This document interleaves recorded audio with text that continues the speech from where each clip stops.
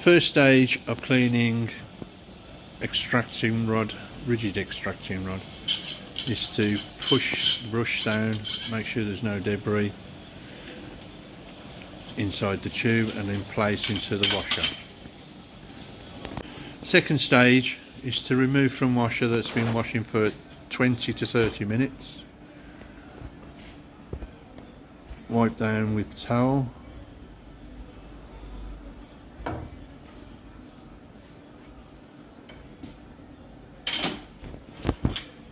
Third stage inspection, put in a slip ring just to make sure that it goes over the extractor. As you can see, one's failed.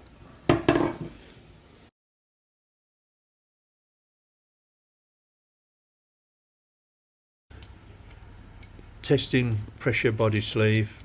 As you can see, it will not go over the end of the extractor tube, deeming it no good for use.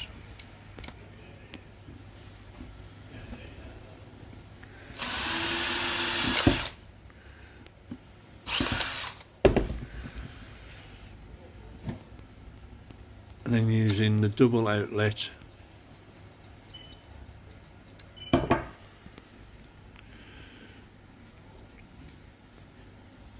applying the glue,